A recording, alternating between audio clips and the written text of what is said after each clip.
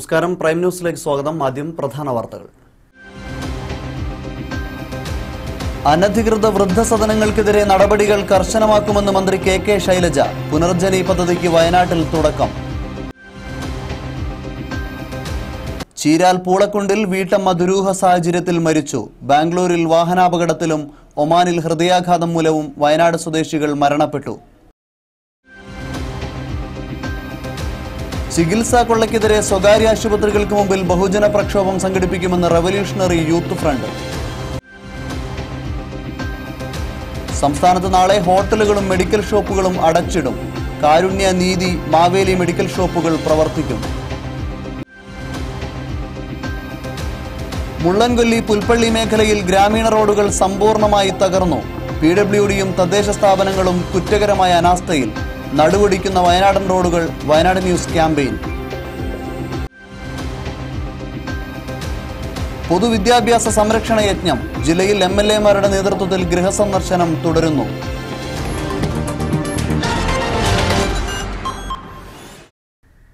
വാർത്തകളിലേക്ക് വിശദമായി. അനധികൃത വൃദ്ധസദനങ്ങൾക്കെതിരെ നടപടികൾ കർശനമാക്കുമെന്ന് മന്ത്രി കെ ശൈലജ. 3-അംഗ കമ്മീഷന്റെ തെളിവെടുപ്പ് പൂർത്തിയായാൽ തുടർ നടപടികളുമായി മുന്നോട്ടു പോകും. സംസ്ഥാനത്തിന്റെ വിവിധ ഭാഗങ്ങളിൽ 70 പകൽ വീടുകൾ ആരംഭിക്കുമെന്നും മന്ത്രി അറിയിച്ചു.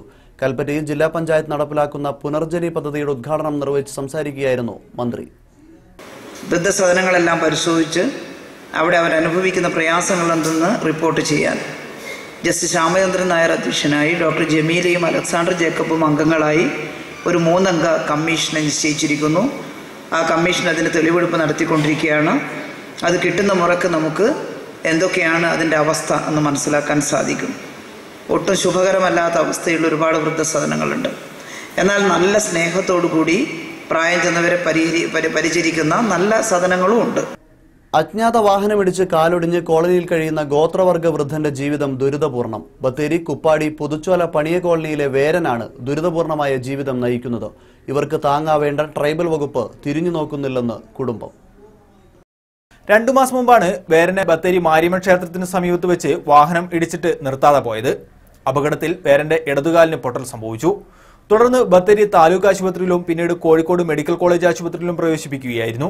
ഇവിടെ നിന്നും കാലിന് പ്ലാസ്റ്റർ ഇട്ട് വീട്ടിലേക്ക് തിരിച്ചയച്ചു. ഇതിനിടയിൽ ആകെ 150 രൂപയാണ് ഇവർക്ക് അധികൃതർ നൽകിയത്. ഇപ്പോൾ വീട്ടിൽ ഇരിപ്പിരിക്കുന്ന വേരന് ആകെ ആശ്രയം ഭാര്യ ചീരയാണ്. മക്കളില്ലാത്ത ഇവരുടെ ഉപജീവനം പോലും ആരെങ്കിലും നൽകുന്ന ഭക്ഷണം കൊണ്ടാണ്. ഇതില്ലെങ്കിൽ ഇവർ പട്ടിണിയാണ്. കാലിന്റെ പ്ലാസ്റ്റർ വെട്ടാൻ എന്ന് പോകണം എന്ന കാര്യവും ഇവർക്കറിയില്ല. പ്രൊമോട്ടറുമായി ബന്ധപ്പെട്ടപ്പോൾ കൃത്യമായ വിവരവും ലഭിക്കുന്നില്ലെന്നാണ് ചീര പറയുന്നത്. അടിയന്തരമായി ട്രൈബൽ വകുപ്പ് വേരന്റെ പ്രശ്നത്തിൽ ഇടപെട്ട് സഹായം ചെയ്യണമെന്നാണ് ആവശ്യമുയരുന്നത്. മെഡിക്കൽ കോളേജ് ആശുപത്രി കൊണ്ടുപോയിച്ചു 2 മാസമായി. ഇവിടുന്ന് അന്ന് വരെ ഇനി ആരും വന്ന് നോക്കുന്നില്ല. എത്ര നാളെ കൂടെ ഞാൻ പറഞ്ഞു, ആരും വന്ന് നോക്കുന്നില്ല. പുറമോട്ടൂർ തന്നെ ഇന്നാൾ പറഞ്ഞു 1 മാസം കഴിച്ച് നമ്മൾ കൊണ്ടുപോയി ഇത് പിന്നെ മുട്ടി വരാമെന്ന് പറഞ്ഞു. ഇന്നും പുറമോട്ടൂർ ഇവിടെ എത്തിച്ചില്ല. ഞാൻ എന്ത് ചെയ്യാനാ? ഇങ്ങനെയാണോ ഞങ്ങളെ പിന്നെ ചിരി? ഞങ്ങൾ എന്ത് ചെയ്യാനാ? ആരും തിരിഞ്ഞു നോക്കുന്നില്ല.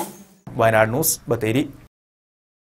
ജില്ലയിൽ പുനർജനി പദ്ധതിക്ക് തുടക്കമായി. മന്ത്രി കെ ശൈലജ പ്രഖ്യാപനം നടത്തി. ജില്ലയിലെ വയോജനങ്ങളെയാകെ ഒരു സംഘടനാ സംവിധാനത്തിൽ കൊണ്ടുവരാനും ക്ഷേമ പദ്ധതികൾ ഒരു കുടക്കീഴിലാക്കുന്നതിനും ലക്ഷ്യമിടുന്നതാണ് പുനർജനി പദ്ധതി. ജില്ലാ പഞ്ചായത്താണ് പദ്ധതി നടപ്പിലാക്കുന്നത്. കുടുംബ സംവിധാനങ്ങളിലുണ്ടായ മാറ്റവും അണുകുടുംബങ്ങളുടെ ആവിർഭാവവും വയോജനങ്ങളുടെ മാനസിക പിരിമുറുക്കവും ശാരീരിക അസ്വാസ്ഥ്യങ്ങളും വർദ്ധിക്കുന്ന സാഹചര്യത്തിൽ വയോജനങ്ങളുടെ ക്ഷേമത്തിനായി ജില്ലാ പഞ്ചായത്ത് രൂപം കൊടുത്ത സമഗ്ര വയോജന വികസന പദ്ധതിയാണ് പുനർജനി. പദ്ധതിയുടെ ഭാഗമായി ജില്ലയിലെ അംഗൻവാടികൾ കേന്ദ്രീകരിച്ച 874 വയോജന ക്ലബ്ബുകൾ രൂപീകരിച്ചിട്ടുണ്ട്. ഈ ക്ലബ്ബുകളിൽ സ്ഥിരം ജീവിതശൈലി രോഗനിർണയ ക്യാമ്പുകൾ ഉൾപ്പെടെയാണ് ആദ്യഘട്ടത്തിൽ ആരംഭിക്കുന്നത്. ഒരു മാസം 17-ാം തീയതി വയനാട് ജില്ലയിലെ 874 അംഗൻവാടികൾ കേന്ദ്രീകരിച്ചുകൊണ്ട് ഒരേ സമയം തന്നെ 874 ക്ലബ്ബുകൾ, വയോജന സൗഹൃദ ക്ലബ്ബുകൾ രൂപീകരിച്ചു. ആ ക്ലബ്ബിലെ ഓരോ ക്ലബ്ബിലും 5 ഭാരവാഹികൾ വീതമുണ്ട്. ഈ 5 ഭാരവാഹികൾക്കും നമ്മൾ ജില്ലയിൽ കിലയുടെ സഹകരണത്തോടുകൂടി പരിശീലന പരിപാടികൾ പൂർത്തീകരിച്ചിട്ടുണ്ട്. ഇതിൻ്റെ വീട്ടിൽ സേവനം ആവശ്യമുള്ള വയോജനങ്ങൾക്ക് വീടുകളിൽ സേവനം എത്തിച്ചു കൊടുക്കുക എന്നുള്ള ഒരു ലക്ഷ്യവും കൂടി ഈ പദ്ധതിക്കുണ്ട്. അതോടൊപ്പം തന്നെ വയനാട് ജില്ലയ്ക്ക് മാത്രമായിട്ടൊരു വയോജന നയം രൂപീകരിച്ചുകൊണ്ടാണ് വയനാട് ജില്ല വയോജന സൗഹൃദ ജില്ലയായി മാറ്റുന്നതിനുള്ള ജില്ലയിലെ മുഴുവൻ തദ്ദേശഭരണ സ്ഥാപനങ്ങളുടെയും സഹകരണത്തോടു കൂടിയാണ് ഈ പദ്ധതി ഞങ്ങൾ. ജില്ലയിലെ തദ്ദേശ സ്ഥാപനങ്ങൾ നടപ്പിലാക്കുന്ന വയോജന പദ്ധതികളെല്ലാം പുനർജനിക്ക് കീഴിൽ കൊണ്ടുവരും. വർഷം 90 ലക്ഷം രൂപയാണ് പദ്ധതിക്കായി നീക്കിവെക്കുന്നത്. ഒരു ജില്ലയിലെ വയോജന പദ്ധതികൾ മുഴുവൻ ഒരു കുടക്കീഴിലാക്കുന്ന പദ്ധതി സംസ്ഥാനത്ത് തന്നെ ഇതാദ്യമായാണ്. വയനാടിന് മാത്രമായി വയോജന നയം രൂപപ്പെടുത്തുന്നതിനും പുനർജനിയിലൂടെ സാക്ഷ്യമിടുന്നു. അനബൂർഗീസ്, വയനാട് ന്യൂസ്, കൽപ്പറ്റ. ചീരാൽ പൂളക്കുണ്ട് മഞ്ഞളാംമൂലയിൽ വീട്ടമ്മ ദുരൂഹ സാഹചര്യത്തിൽ മരിച്ചു. മരണം കഴുത്ത് തകർന്നെന്ന് പോസ്റ്റ്മോർട്ടം റിപ്പോർട്ട്. മഞ്ഞളാംമൂലയിലെ ഈശ്വരിയാണ് ദുരൂഹ സാഹചര്യത്തിൽ മരിച്ചത്. 45 വയസ്സായിരുന്നു. ഭർത്താവ് പുഷ്പരാജനെ ചോദ്യം ചെയ്യാൻ അമ്പലമൂല പോലീസ് കസ്റ്റഡിയിലെടുത്തു. മരിച്ച ഈശ്വരി ബത്തേരിയിലെ സ്വകാര്യ ആശുപത്രിയിൽ ക്യാന്റീൻ ജീവനക്കാരിയാണ്. ഞായറാഴ്ച രാത്രി മരണം സംഭവിച്ചുവെന്ന് കരുതുന്നു. വീട്ടിൽ കുടുംബകലഹം പതിവായിരുന്നുവെന്ന് അയൽവാസികൾ പറഞ്ഞു. പോസ്റ്റ്മോർട്ടത്തിന് ശേഷം മൃതദേഹം പൊതുശ്മശാനത്തിൽ ഇന്ന് 4 മണിയോടെ സംസ്കരിച്ചു. മാനന്തവാടി എടവക പാലമുക്ക് സ്വദേശി സലീത്ത് അഹമ്മദ് ഒമാനിൽ ഹൃദയാഘാതം മൂലം മരിച്ചു. 30 വയസ്സായിരുന്നു. ഈസ്റ്റ് പാലമുക്ക് മേക്കായി അഹമ്മദ് സൈനബ ദമ്പതികളുടെ ഏക മകനാണ്. ഗൾഫിലെ നടപടിക്രമങ്ങൾക്ക് ശേഷം മൃതദേഹം നാട്ടിലെത്തിച്ച് ഖബറടക്കം തീരുമാനിക്കുമെന്ന് ബന്ധുക്കൾ അറിയിച്ചു. വെള്ളമുണ്ട് ആർവാൾ അബ്ദുൽ ജലീൽ ബാംഗ്ലൂരിൽ വാഹനാപകടത്തിൽ മരിച്ചു. 32 വയസ്സായിരുന്നു. ആർവാൾ പരേതനായ എടവെട്ടൻ പോക്കർ പാത്തു ദമ്പതികളുടെ മകനാണ്. ജലീൽ സഞ്ചരിച്ചിരുന്ന ബൈക്കിൽ കാറിടിച്ചാണ് ഞായറാഴ്ച രാത്രി അപകടം സംഭവിച്ചത്. ബാംഗ്ലൂരിൽ ഫ്രൂട്ട്സ് വിൽപ്പന നടത്തുകയായിരുന്നു. സ്വകാര്യ ആശുപത്രികളുടെ ചികിത്സാ കൊള്ളയ്ക്കെതിരെ RYF ലെനിനിസ്റ്റിന്റെ നേതൃത്വത്തിൽ ജില്ലയിൽ സ്വകാര്യ ആശുപത്രികൾക്ക് മുന്നിൽ ബഹുജന പ്രക്ഷോഭം സംഘടിപ്പിക്കുമെന്ന് ഭാരവാഹികൾ വാർത്താസമ്മേളനത്തിൽ അറിയിച്ചു. പണ്ട് നമ്മുടെ CPM-ന്റെ ബഹുമാനപ്പെട്ട സഖാവ് സെക്രട്ടേറിയറ്റ് മെമ്പർ കൂടിയായ സഖാവ് ഗോവിന്ദമാഷാണ് അന്ന് ഈ ഞങ്ങളുടെ പരിപാടി ഉദ്ഘാടനം ചെയ്ത് സംസാരിച്ചത്. അതിൻ്റെ ഫലമായി രണ്ടാമത് കൂടിയ നിയമസഭയിൽ ബഹുമാനപ്പെട്ട ആരോഗ്യവകുപ്പ് മന്ത്രി ഒരു ഉറപ്പ് നൽകിയിട്ടുണ്ടായിരുന്നു. സ്വകാര്യ ഹോസ്പിറ്റലുകളുടെ അനീതിക്കെതിരെ ശക്തമായ നടപടി സ്വീകരിക്കുമെന്ന്. സംസ്ഥാനത്ത് നാളെ ഹോട്ടലുകളും ഫാർമസികളും അടച്ചിടും. ഹോട്ടലുകളെ ചരക്കു സേവന നികുതി പരിധിയിൽ ഉൾപ്പെടുത്താനുള്ള നീക്കത്തിൽ പ്രതിഷേധിച്ചാണ് ഹോട്ടലുകൾ അടച്ചിടുന്നത്. ഓൺലൈൻ ഫാർമസികൾക്കെതിരായ പ്രതിഷേധത്തിന്റെ ഭാഗമായാണ് ഒരു വിഭാഗം മെഡിക്കൽ ഷോപ്പുകൾ അടച്ചിടുന്നത്. മരുന്നുകളുടെ ദൗർലഭ്യം ഉണ്ടാകാതിരിക്കാൻ സർക്കാർ ഫാർമസികൾ തുറന്ന് പ്രവർത്തിക്കും. GSTയിൽ ഉൾപ്പെടുത്താനുള്ള നീക്കത്തിൽ പ്രതിഷേധിച്ച് 30-ന് സംസ്ഥാന വ്യാപകമായി ഹോട്ടലുകൾ അടച്ചിട്ട് പ്രതിഷേധിക്കുമെന്ന് Kerala hotel and restaurant association ഭാരവാഹികൾ അറിയിച്ചു. ഔഷധങ്ങൾ ഒരു മാനദണ്ഡവുമില്ലാതെ ഓൺലൈൻ വ്യാപാരം നടത്തുന്നതിൽ പ്രതിഷേധിച്ചാണ് മെഡിക്കൽ ഷോപ്പുകൾ അടച്ചിടുന്നതെന്ന് ASCDA ഭാരവാഹികൾ പറഞ്ഞു. ഹോൾസെയിൽ റീറ്റെയിൽ മെഡിക്കൽ ഷോപ്പുകൾ പ്രവർത്തിക്കില്ല. മരുന്നുകളുടെ ദൗർലഭ്യം ഉണ്ടാകാതിരിക്കാൻ ഗവൺമെന്റ് നിയന്ത്രണത്തിലുള്ള കാരുണ്യ, നീതി, മാവേലി മെഡിക്കൽ സ്റ്റോറുകൾ സാധാരണ പോലെ നാളെയും പ്രവർത്തിക്കും. ബത്തേരി താലൂക്കിൽ മെഡിക്കൽ ഷോപ്പുകൾ നാളെ തുറക്കില്ലെന്ന് സംഘടനാ കൺവീനർ അബ്ദുൾ സമദ് അറിയിച്ചു. വയനാട് ന്യൂസ്, ബത്തേരി. സമ്പൂർണ്ണ വൈദ്യുതീകരണ ജില്ലയായി പ്രഖ്യാപിച്ചപ്പോഴും വെളിച്ചമെത്താതെ നൂൽപ്പുഴയിലെ 4 ഗ്രാമങ്ങൾ ചെട്ടിയാലത്തൂർ, മണിമുണ്ട, പാമ്പൻകൊല്ലി, പുത്തൂർ എന്നീ ഗ്രാമങ്ങളാണ് ഇന്നും വൈദ്യുത വെട്ടം അന്യമായിരിക്കുന്നത്. സ്വയം സന്നദ്ധ പുനരധിവാസ പദ്ധതിയിൽ ഉൾപ്പെട്ടതിനാലാണ് ഇവിടെ വൈദ്യുതി എത്താത്തത്. സമ്പൂർണ്ണ വൈദ്യുതീകരണം പൂർത്തിയാക്കിയ ജില്ലയായി വയനാടിനെ പ്രഖ്യാപിച്ചപ്പോഴും പല ഗ്രാമങ്ങളിലും ഇപ്പോഴും വൈദ്യുതി എത്തിയിട്ടില്ല. നൂൽപ്പുഴ പഞ്ചായത്തിലെ മാത്രം 4 വനാന്തര ഗ്രാമങ്ങൾക്കാണ് വൈദ്യുതി എന്നത് സ്വപ്നം മാത്രമായി അവശേഷിക്കുന്നത്. ചെട്ടിയാലത്തൂർ, മണിമുണ്ട, പാമ്പൻകൊല്ലി, പുത്തൂർ എന്നീ ഗ്രാമങ്ങളിലാണ് ഇനിയും വൈദ്യുതി എത്താത്തത്. സ്വയം സന്നദ്ധ പുനരധിവാസ പദ്ധതിയിൽ ഉൾപ്പെട്ടു എന്ന കാരണത്താലാണ് ഇവിടങ്ങളിൽ വൈദ്യുതി എത്താത്തത്. ചെട്ടിയാലത്തൂരിൽ 107, മണിമുണ്ട, പുത്തൂർ, പാമ്പൻകൊല്ലി എന്നിവിടങ്ങളിലായി 66 കുടുംബങ്ങളുമാണ് ഈ 4 ഗ്രാമങ്ങളിലായി താമസിക്കുന്നത്. ഈ ഗ്രാമങ്ങളിലുള്ളവരെ പദ്ധതി പ്രകാരം പുറത്തെത്തിക്കുമെന്ന് പ്രഖ്യാപനം തുടങ്ങിയിട്ട് വർഷങ്ങളായെങ്കിലും ഇതുവരെ ഒന്നുമായിട്ടില്ല. പദ്ധതിയിൽ ഉൾപ്പെട്ടു എന്ന കാരണത്താൽ ഇവർക്ക് വൈദ്യുതിക്ക് പുറമെ റോഡ്, വീട്, വെള്ളം തുടങ്ങിയ അടിസ്ഥാന സൗകര്യങ്ങളൊന്നും തന്നെയില്ല. ഒന്നുകിൽ ഇവരെ എത്രയും പെട്ടെന്ന് കാടിന് പുറത്തെത്തിക്കുക, അല്ലെങ്കിൽ ഇവർക്ക് അടിസ്ഥാന സൗകര്യങ്ങൾ എത്തിച്ചു നൽകണം എന്നാണ് ആവശ്യമായിരുന്നത്. കേരളം മുഴുവൻ സമ്പൂർണ്ണ വൈദ്യുതീകരണം നടത്തപ്പെട്ടു എന്ന് പറയുമ്പോഴും സർക്കാരിന്റെ തന്നെ ഒരു പദ്ധതിയിൽ ചുവപ്പ് നാടയിൽ കുടുങ്ങിയിട്ട് വയനാട്ടിലെ നൂൽപ്പുഴയിൽ 4 ഗ്രാമങ്ങളിൽ ഇപ്പോഴും കറണ്ട് എത്തിയിട്ടില്ല എന്നുള്ളതാണ് വസ്തുത. അപ്പോൾ സർക്കാർ തന്നെ ഓരോ പദ്ധതി കൊണ്ടുവരുന്നു, അതിൽ കൊടുക്കപ്പെട്ടിട്ട് ആളുകൾക്ക് സർക്കാർ തന്നെ നൽകുന്ന ആനുകൂല്യങ്ങൾ ലഭിക്കാത്ത ഒരവസ്ഥ. 4 ഗ്രാമങ്ങളാണ് നൂൽപ്പുഴയിലുള്ളത്, ഏതാണ്ട് 180ഓളം കുടുംബങ്ങൾ. അപ്പം ഒന്നല്ലെങ്കിൽ അവരെ പുറത്തെത്തിച്ചിട്ട് അവർക്ക് നല്ല ജീവിത സൗകര്യങ്ങൾ കൊടുക്കുക, അല്ലെങ്കിൽ ഇപ്പോൾ പുനരധിവാസ പദ്ധതി നീളുന്ന ഒരു അവസ്ഥയാണ് ഇനിയും ഉള്ളതെങ്കിൽ അവർക്ക് കൂടി വൈദ്യുതി കിട്ടാനുള്ള ഒരു സംവിധാനം സർക്കാരിന്റെ ഭാഗത്തുനിന്നുണ്ടാകുക. വയനാട് ന്യൂസ് ബത്തേരി. സംസ്ഥാനത്ത് ഏറ്റവും കൂടുതൽ ഗ്രാമീണ റോഡുകളുള്ള മുള്ളൻകൊല്ലി പുൽപ്പള്ളി മേഖലയിൽ ബഹുഭൂരിപക്ഷം റോഡുകളും തകർന്ന് ഗതാഗതയോഗ്യമല്ലാതായിരിക്കുകയാണ്. 300 കിലോമീറ്റർ പഞ്ചായത്ത് റോഡും 20 കിലോമീറ്റർ PWD റോഡുമുള്ള മേഖലയിൽ പഞ്ചായത്ത് അധികൃതരും PWD അധികൃതരും ഒരുപോലെ റോഡുകളുടെ കാര്യത്തിൽ കുറ്റകരമായ അനാസ്ഥ തുടരുകയാണ്. വയനാട് ന്യൂസ് ക്യാമ്പയിൻ നടുവൊടിക്കുന്ന വയനാടൻ റോഡുകൾ.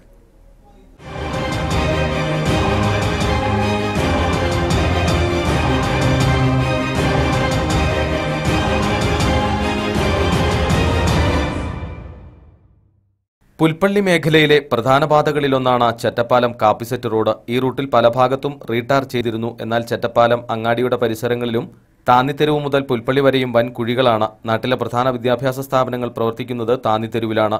ഓരോ മിനിറ്റിലും നിരവധി വാഹനങ്ങൾ ഇതുവഴി കടന്നുപോകുന്നു. താന്നിത്തെരുവ് മുതൽ പുൽപ്പള്ളി വരെ ഭാഗത്തെ വൻ കുഴികൾ ഇപ്പോൾ നികത്തിയാൽ മഴക്കാലത്ത് വാഹനങ്ങൾ വഴിയിൽ കിടക്കാതെ ഓടിക്കാൻ സാധിക്കും. KSRTC അടക്കം നിരവധി ബസ്സുകൾ സർവീസ് നടത്തുന്ന പാതയാണിത്. ഈ റൂട്ട് ഉൾപ്പെടെ കുറുവാദ്വീപ് പുൽപ്പള്ളി കാപ്പിസെറ്റ് റോഡ് ഗതാഗതയോഗ്യമാക്കാൻ സർക്കാർ നടപടി സ്വീകരിച്ചിട്ടുണ്ടെന്നും തുക അനുവദിച്ചുവെന്നും പറയുന്നു. നിർമ്മാണത്തിന് കാലതാമസമെടുക്കുമെന്നതിനാൽ ഇപ്പോൾ അടിയന്തര റിപ്പയർ ആവശ്യമാണ്. പാറപ്പൊടി നിറച്ച് കുഴിയടയ്ക്കാത്ത പക്ഷം മഴക്കാലത്ത് റോഡ് പാടെ ഇല്ലാതാകുമെന്ന് ബസ് ജീവനക്കാർ പറയുന്നു. നിറയെ യാത്രക്കാരുമായി വരുന്ന വാഹനങ്ങൾ കുഴിയിൽ ചാടി തകരാറിലാകുന്നത് പതിവാണ്. പുൽപ്പള്ളി പാക്കം റൂട്ടിൽ ഭൂതാനം വരെയുള്ള റോഡ് തരിപ്പണമായി കിടക്കുന്നു. ആനപ്പാറയിലും പരിസരങ്ങളിലും ദിവസേന കുഴികൾ വലുതാകുന്നു. ഏറെക്കാലമായി ഈ അവസ്ഥയിലുള്ള റോഡിലെ കുഴികളിൽ ഒരു തരി മണ്ണിടാൻ പോലും ആരും തയ്യാറായിട്ടില്ല. കുറിച്ചിപ്പറ്റയിൽ കൊടും ഇറക്കത്തിൽ അപകടമുണ്ടാക്കും വിധത്തിലാണ് റോഡിന്റെ തകർച്ച. ആലൂർക്കുന്ന് ഭാഗവും തകർന്നു കിടക്കുന്നു. മുള്ളൻകൊല്ലി പാടിച്ചിറ റൂട്ടിൽ പല ഭാഗത്തും ഭാഗികമായി അടുത്തിടെ ടാർ ചെയ്തിരുന്നു. ആലത്തൂർ വരെ ഭാഗത്ത് നടുഭാഗം ഒഴിവാക്കിയായിരുന്നു നിർമ്മാണം. റോഡ് അടച്ചുകെട്ടി നിർമ്മാണം തുടങ്ങിയപ്പോൾ നാട്ടുകാർ പരാതിയുമായി രംഗത്തിറങ്ങിയിരുന്നു. മരാമത്ത് മന്ത്രി ഇടപെട്ടാണ് പിന്നീട് ഉത്തരവാദപ്പെട്ട ഉദ്യോഗസ്ഥരുടെ സാന്നിധ്യത്തിൽ പണി പൂർത്തീകരിച്ചത്. സീതാമൗണ്ട് മുതൽ കൊളവള്ളി സ്കൂൾ വരെയുള്ള ഭാഗത്തും വൻ കുഴികളാണ്. ദീർഘദൂര KSRTC സർവീസ് വരെ ഈ റൂട്ടിലുണ്ട്. ഏറെക്കാലമായി ഈ ഭാഗത്ത് വെള്ളക്കെട്ടാണ്. സീതാമൗണ്ട് ചാമപ്പാറ പാത പാടെ തകർന്നു കിടക്കുന്നു. ഷെഡ് മുള്ളൻകൊല്ലി റോഡ് നിർമ്മാണത്തിന് തുക വകയിരുത്തിയിട്ടുണ്ടെങ്കിലും പ്രവൃത്തി ഇതുവരെ ആരംഭിച്ചിട്ടില്ല. കേരളത്തിലെ ഏറ്റവും കൂടുതൽ ഗ്രാമീണ റോഡുള്ള പഞ്ചായത്താണ് മുള്ളൻകൊല്ലി. 300 കിലോമീറ്റർ റോഡ് ഇവിടെയുണ്ട്. മരാമത്ത് വകുപ്പിന്റെ ഉടമസ്ഥതയിലുള്ളത് 20 കിലോമീറ്റർ റോഡ് മാത്രമാണ്. അതിനാൽ ഭൂരിഭാഗം റോഡുകളും നന്നാക്കൽ ഗ്രാമപഞ്ചായത്തുകളുടെ ഉത്തരവാദിത്വമാണ്. പഞ്ചായത്ത് റോഡുകളെല്ലാം കുണ്ടും കുഴിയുമായി കിടക്കുന്നു. ഇതിന് പരിഹാരം കാണാൻ ജില്ലാ ബ്ലോക്ക് പഞ്ചായത്തുകളും സംസ്ഥാന സർക്കാരും തയ്യാറാകണമെന്നാണ് നാട്ടുകാരുടെ ആവശ്യം. ബെന്നി മാത്യു, വയനാട് ന്യൂസ്, പുൽപ്പള്ളി. പഴൂർ നമ്പ്യാർകുന്ന് റോഡ് പൊട്ടിപ്പൊളിഞ്ഞ് യാത്രാ ദുരിതമായിട്ട് വർഷങ്ങളായി. PWDയുടെ കീഴിലുള്ള റോഡ് പാച്ച് വർക്ക് നടത്തിയിട്ട് തന്നെ 10 വർഷം കഴിഞ്ഞു. 100 കണക്കിന് വാഹനങ്ങൾ ഓടുന്ന റോഡാണ് അവഗണനയിൽ പൊട്ടിപ്പൊളിഞ്ഞും കുഴികൾ നിറഞ്ഞും യാത്രക്കാരുടെ നടുവൊടിക്കുന്നത്. ബത്തേരി പാട്ടവേൽ ദേശീയപാതയിൽ പഴൂരിൽ നിന്ന് നമ്പ്യാർകുന്നിലേക്ക് പോകുന്ന റോഡാണ് പൊട്ടിപ്പൊളിഞ്ഞ് യാത്ര ദുരിതമായത്. ഹൈവേ ഡിപ്പാർട്ട്മെന്റിന്റെ കീഴിലെ ബത്തേരി പാട്ടവേൽ റോഡ് പാച്ച് വർക്ക് നടത്തിയിരുന്നു. എന്നാൽ PWDയുടെ കീഴിലുള്ള Pazhoor Nambiarkunnu road patch work നടത്തിയിട്ട് പോലും വർഷങ്ങളായി. ചീരാൽ ടൗണിലും നമ്പ്യാർകുന്നിലും ഓരോ കിലോമീറ്റർ വീതം ടാറിംഗ് പ്രവൃത്തികൾ ചെയ്തു. 7 കിലോമീറ്റർ ദൂരമുള്ള റോഡിലെ ടൗണുകൾ മാത്രം ടാറിംഗ് നടത്തുകയാണ് ഉണ്ടായത്. 100 കണക്കിന് വാഹനങ്ങൾ ദിവസവും കടന്നു പോകുന്ന ഈ പാത ഉടൻ നന്നാക്കണമെന്നാണ് ആവശ്യമുയരുന്നത്. AP Shaji, Wayanad news, Cheeral. മാനന്തവാടി നഗരസഭ 11ാം ഡിവിഷൻ നിട്ടമ്മാനിയിൽ നബാർഡ് ഫണ്ട് ഉപയോഗിച്ച് പൂർത്തീകരിച്ച റോഡ് OR കേളു MLA ഉദ്ഘാടനം ചെയ്തു. നഗരസഭാ ചെയർപേഴ്സൺ VR പ്രവീജ് അധ്യക്ഷനായിരുന്നു. കൌൺസിലർ ലില്ലി കുര്യൻ, ബേബി ഇളയിടം, കേളു നിട്ടമ്മാനി, സണ്ണി ജോർജ് തുടങ്ങിയവർ സംസാരിച്ചു. മുതിർന്ന പൗരന്മാരെ ചടങ്ങിൽ ആദരിച്ചു. വികസനം വരുമ്പോൾ നമുക്ക് രാഷ്ട്രീയത്തിന് അതീതമായി ചിന്തിക്കാനും മതത്തിന് അതീതമായി ചിന്തിക്കാനും ചില സങ്കുചിത താല്പര്യങ്ങൾ മാറ്റിവെച്ച് അല്ലെങ്കിൽ സ്വയം താല്പര്യങ്ങൾ മാറ്റിവെച്ച് നമുക്ക് ചിന്തിക്കാൻ വേണ്ടി കഴിഞ്ഞെങ്കിൽ മാത്രമേ നാം ഉദ്ദേശിച്ച രീതിയിലുള്ള വികസന പ്രവർത്തനങ്ങൾ നമ്മുടെ നാട്ടിലേക്ക് എത്തിക്കാൻ വേണ്ടി പറ്റും.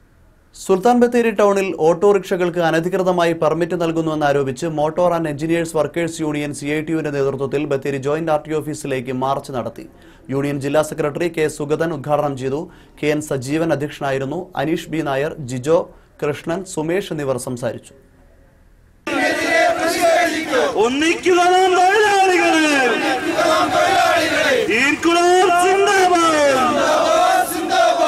നമ്മുടെ സംഘടനയുടെ all India road transport workers ഫെഡറേഷന്റെ അഖിലേന്ത്യാ സമ്മേളനം ജൂൺ മാസം 4, 5, 6 തീയതികളിൽ ചണ്ഡീഗഡ് വിശാഖപട്ടണത്തിൽ വെച്ച് ചേരാൻ വേണ്ടി തീരുമാനിച്ചിരിക്കുകയാണ്. ആ സമ്മേളനത്തിൽ പ്രധാനമായും ചർച്ച ചെയ്യപ്പെടുന്ന വിഷയം ഇന്ന് ഇന്ത്യ രാജ്യത്തെ മോട്ടോർ തൊഴിലാളികളുടെ മേൽ കടന്നാക്രമണം നടത്തുന്ന കേന്ദ്ര ഗവൺമെന്റിന്റെ തൊഴിലാളി വിരുദ്ധ നയത്തിനെതിരായിട്ടുള്ള അതിശക്തമായിട്ടുള്ള പ്രക്ഷോഭം ഇന്ത്യയിൽ ആകമാനം ഉയർത്തിക്കൊണ്ടുവരുന്നതിന്റെ വീട്ടിലെ തീരുമാനമാണ് കൈക്കൊള്ളാൻ വേണ്ടി പോകുന്നത്. നമ്മുടെ federation Kerala state auto taxi light motor workers ഫെഡറേഷന്റെ സംസ്ഥാന കമ്മിറ്റി യോഗം കഴിഞ്ഞ മാസം പൊതുവിദ്യാഭ്യാസ സംരക്ഷണ യജ്ഞത്തിന്റെ ഭാഗമായി ജില്ലയിൽ MLA-മാരുടെ നേതൃത്വത്തിൽ ഗൃഹസന്ദർശന പരിപാടി നടത്തി. മെയ് 22 മുതൽ നടപ്പാക്കി വരുന്ന സമ്പൂർണ്ണ സ്കൂൾ പ്രവേശന പരിപാടിയുടെ ഭാഗമായിരുന്നു ഗൃഹസന്ദർശനം. ജില്ലയിലെ ജനപ്രതിനിധികളും അധ്യാപകരും ST പ്രൊമോട്ടർമാരും സന്നദ്ധ സംഘടനാ പ്രവർത്തകരും പരിപാടിയിൽ പങ്കാളികളായി. വിവിധ വിദ്യാലയങ്ങൾ കേന്ദ്രീകരിച്ച് സംഘങ്ങളായി സർവേയും പൊതുവിദ്യാഭ്യാസ സംരക്ഷണ യജ്ഞ പ്രചരണവും നടത്തിയിരുന്നു. ഗൃഹസന്ദർശനം നടത്തി MLA-യുടെ കത്ത് നൽകുകയും സർവേ ഫോറം തയ്യാറാക്കുകയും കുട്ടികളെ വിദ്യാലയങ്ങളിലേക്ക് ക്ഷണിക്കുകയും ചെയ്തു. മാനന്തവാടി നിയോജക മണ്ഡലത്തിലെ ഗൃഹസന്ദർശന പരിപാടിയുടെ തുടക്കം OR കേളു MLA-യുടെ നേതൃത്വത്തിൽ തിരുനെല്ലി പഞ്ചായത്തിലെ തൃശ്ശിലേരി പ്ലാമൂല കോളനിയിൽ നടത്തി. ഉപജില്ലാ വിദ്യാഭ്യാസ officer K. Rameshan, DPO GN Baburaj, ഗ്രാമപഞ്ചായത്ത് അംഗം Sreeja Reji, Thrissilery higher secondary school പ്രധാന അധ്യാപക മെർലിൻ പോൾ, കോളനി മൂപ്പൻ കാർവർണ്ണൻ, രാഘവൻ എന്നിവർ സംബന്ധിച്ചു. CK Saseendran MLA Puliyarmala വാടോത്ത് കോളനിയും IC Balakrishnan MLA നടവയലിലെ വീടുകളും സന്ദർശിച്ചു. MLA-മാർ ഉൾപ്പെടെയുള്ള ആൾക്കാർ, AE-മാർ, പിന്നെ SSN DPO-മാർ, മറ്റ് അധ്യാപകർ, സാമൂഹിക പ്രവർത്തകർ എല്ലാവരും ഇങ്ങനെ ഓരോ വീടും കയറി രക്ഷിതാക്കളെ കണ്ട് കുട്ടികളെ കണ്ട് കാര്യങ്ങൾ പറഞ്ഞ് ബോധ്യപ്പെടുത്തി നിർബന്ധമായിട്ട് സ്കൂളിൽ എത്തിച്ച് നല്ല വിദ്യാഭ്യാസം കൊടുക്കുക എന്നുള്ള ലക്ഷ്യത്തിന്റെ ഭാഗമായിട്ടാണ് നമ്മൾ നിങ്ങളൊക്കെ ഇവിടെ കാണാൻ വേണ്ടി വന്നിട്ടുള്ളത്. ബിജു കിഴക്കേടം, വയനാട് ന്യൂസ്, മാനന്തവാടി. മധ്യവേനലവധിക്കാലത്ത് ഏപ്രിൽ മെയ് മാസങ്ങളിലായി സംസ്ഥാന പുരാവസ്തു വകുപ്പിന്റെ മാനന്തവാടിയിലെ പഴശ്ശി കുടീരം കാണാനെത്തിയത് 8000 വിനോദസഞ്ചാരികൾ. വരുമാനം 8 ലക്ഷത്തോളം രൂപ. സഞ്ചാരികളെ കുടീരം കാണാൻ പ്രേരിപ്പിച്ചത് പഴശ്ശിരാജ ചലച്ചിത്രം. സംസ്ഥാന പുരാവസ്തു വകുപ്പിന്റെ കീഴിലുള്ള മാനന്തവാടി പഴശ്ശി കുടീരം സന്ദർശിക്കാനെത്തുന്ന വിനോദസഞ്ചാരികളുടെ എണ്ണം വർഷം തോറും വർദ്ധിക്കുന്നതായി കണക്കുകൾ പറയുന്നു. പഴശ്ശിയുടെ സമാധിസ്ഥലം എന്നതിനാൽ ആദ്യകാലങ്ങളിൽ ചുരുക്കം ചില ആളുകൾ മാത്രമാണ് ഇവിടം സന്ദർശിച്ചിരുന്നത്. എന്നാൽ പഴശ്ശിരാജ എന്ന ചലച്ചിത്രം പുറത്തിറങ്ങിയതോടെയാണ് ഇവിടേക്ക് സഞ്ചാരികളുടെ എണ്ണം വർദ്ധിച്ചത്. 2010-ലാണ് നിലവിലെ മ്യൂസിയം ആരംഭിച്ചത്. 2013-ലാണ് സന്ദർശകർക്ക് ടിക്കറ്റ് ഏർപ്പെടുത്തിയത്. മുതിർന്നവർക്ക് 10 രൂപയും കുട്ടികൾക്ക് 5 രൂപയുമാണ് ചാർജ്.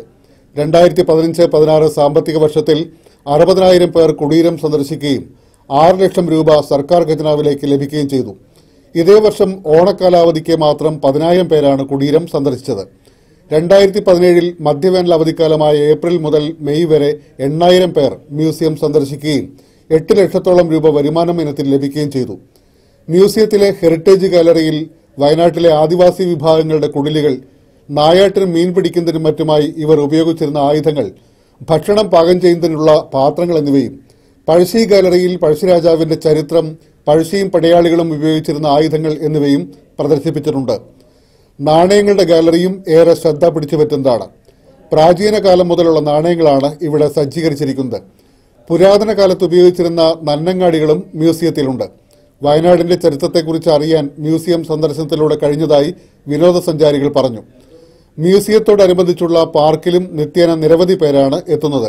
വയനാടിന്റെ ചരിത്രത്തെക്കുറിച്ചുള്ള ഓഡിയോ മ്യൂസിയത്തിൽ സജ്ജീകരിക്കാനുള്ള പ്രൊജക്ട് സർക്കാരിലേക്ക് സമർപ്പിച്ചിരുന്നെങ്കിലും ഇതുവരെയായി നടപടികളൊന്നുമായിട്ടില്ല. 2 സ്ഥിരം ജീവനക്കാരും 11 താൽക്കാലിക ജീവനക്കാരും ഉൾപ്പെടെ 13 പേരാണ് ഇവിടെ ജോലി ചെയ്യുന്നത്. മ്യൂസിയത്തിന് ചുറ്റുമതിൽ ഇല്ല എന്നുള്ളത് ഏറെ സുരക്ഷാ പ്രശ്നങ്ങൾക്ക് കാരണമാകുന്നുണ്ട്. സാമൂഹ്യ വിരുദ്ധ ശല്യം ഏറെ ബുദ്ധിമുട്ടുകൾ സൃഷ്ടിക്കുന്നു.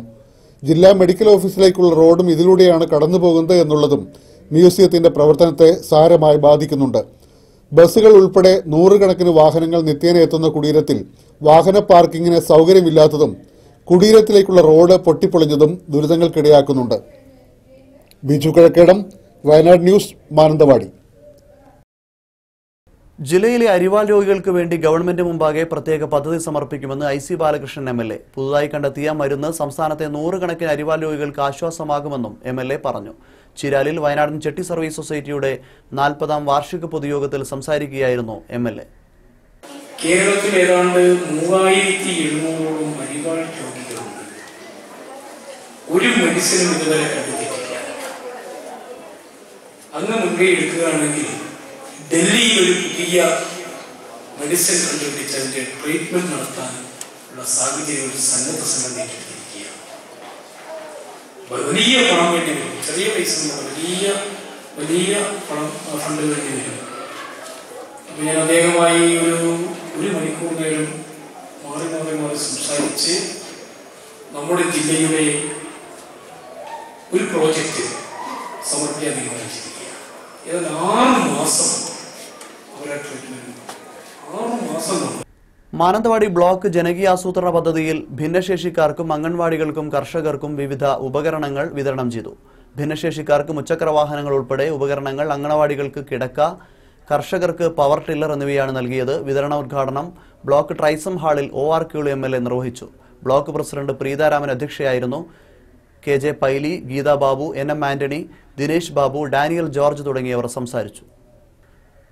മാനന്തവാടി ദ്വാരക ഉണർവ് പെയിൻ ആൻഡ് പാലിയേറ്റീവ് യൂണിറ്റിന്റെ ആഭിമുഖ്യത്തിൽ കിടപ്പ് രോഗികളുടെ മക്കൾക്ക് പഠനോപകരണങ്ങൾ വിതരണം ചെയ്തു. എള്ളുമന്തത്ത് നടന്ന ചടങ്ങിൽ വിതരണോദ്ഘാടനം എടവക ഗ്രാമപഞ്ചായത്ത് പ്രസിഡന്റ് ഉഷ വിജയൻ നിർവഹിച്ചു. Philomena John, Subaida, Varkey Nirappel, Jose Kizhakkeparambil, Johnny Puthenpurayil, Varkey Kizhakkeparambil, sister Bindu എന്നിവർ സംസാരിച്ചു. 1200 രൂപയുടെ പഠനോപകരണങ്ങൾ അടങ്ങിയ 25 ബാഗുകളാണ് വിതരണം ചെയ്തത്. അമേരിക്കയിലെ മാർത്ത മറിയം സമാജം റെക്ക സേവാ സൊസൈറ്റിയുടെ സഹകരണത്തോടെ മേപ്പാടി ഗ്രാമപഞ്ചായത്ത് ആദിവാസികൾക്ക് സൗജന്യമായി വസ്ത്രങ്ങൾ വിതരണം ചെയ്തു. കപ്പൽ മാർഗം എത്തിച്ച വസ്ത്രങ്ങൾ റെക്ക സേവാ സൊസൈറ്റി പ്രവർത്തകർ മേപ്പാടിയിൽ എത്തിക്കുകയായിരുന്നു. വിതരണ ചടങ്ങിൽ മേപ്പാടി ഗ്രാമപഞ്ചായത്ത് president KK Sahad, Minikumari, Narayanan Potti, PA Hashim, Ashok തുടങ്ങിയവർ പങ്കെടുത്തു. വയനാട് ജില്ലാ സീനിയർ സിറ്റിസൺസ് വെൽഫെയർ സഹകരണ സംഘത്തിൽ അംഗത്വമുള്ള മുതിർന്ന പൗരന്മാരുടെ മക്കൾ, മക്കളുടെ മക്കൾ എന്നിവരിൽ നിന്നും SLC പരീക്ഷയിൽ ഉന്നത വിജയം നേടിയ വിദ്യാർത്ഥികളെ അനുമോദിക്കും. സംഘം ഓഫീസിൽ നിന്നും ലഭിക്കുന്ന നിർദ്ദിഷ്ട ഫോമുകൾ ജൂൺ 30-നകം എത്തിച്ചു നൽകുന്നവർക്കായിരിക്കും പ്രോത്സാഹനത്തിന് അർഹത ലഭിക്കുന്നത്. സംഘവും ഈ മുതിർന്ന പൗരന്മാരുടെ മക്കൾ അല്ലെങ്കിൽ മക്കളുടെ മക്കളിൽ SSLC പരീക്ഷയിൽ, അതായത് മാർച്ച് മാസത്തെ പരീക്ഷയിൽ ഉന്നത വിജയം കരസ്ഥമാക്കിയ മക്കൾക്ക് പ്രോത്സാഹനം നൽകുക എന്നൊരു പദ്ധതി ആവിഷ്കരിച്ചിട്ടുണ്ട്. കഴിഞ്ഞ ആണ്ടിൽ നടത്തിയിരുന്നു, ഈ ആണ്ടിലും അത് തുടരുന്നു. അതിനുള്ള അപേക്ഷ, നിർദ്ദിഷ്ട ഫോറത്തിലുള്ള അപേക്ഷ 30/6/2017 സംഘത്തിൽ ലഭിക്കണം എന്നുള്ളതാണ്. അതാണ് നമ്മുടെ ഈ PVS ഫിലിം സിറ്റിയും മിന്റ് മാളും സംയുക്തമായി യുവ സംവിധായകൻ ബേസിൽ ജോസഫിന് സ്വീകരണം നൽകി. ഗോദ എന്ന സിനിമയുടെ പ്രദർശനത്തോടനുബന്ധിച്ചായിരുന്നു ചടങ്ങ്. മാത്യു, ജോസഫ്, ഷിബു എന്നിവർ സംസാരിച്ചു. ആദ്യ ടിക്കറ്റ് ഡോക്ടർ സനോജിന് നൽകി സംവിധായകൻ ബേസിൽ ജോസഫ് ടിക്കറ്റ് വിൽപ്പന ഉദ്ഘാടനം ചെയ്തു.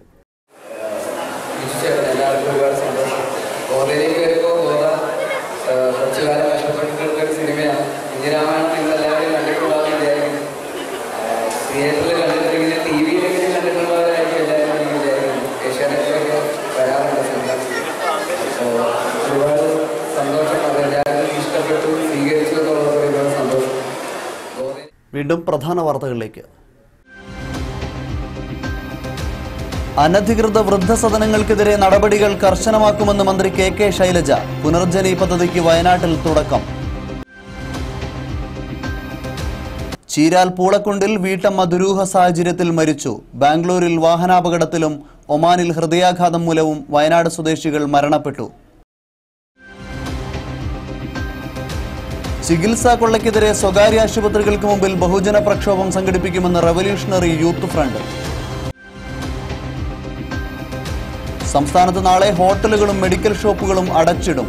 കാരുണ്യ, നീതി, മാവേലി മെഡിക്കൽ ഷോപ്പുകൾ പ്രവർത്തിക്കും.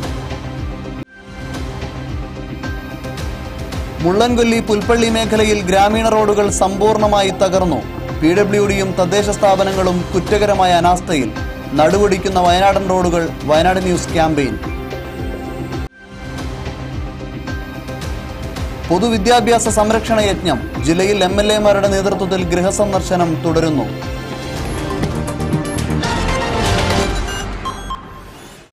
ഇതോടെ ഈ വാർത്താ ബുള്ളറ്റിൻ പൂർണ്ണമാവുന്നു.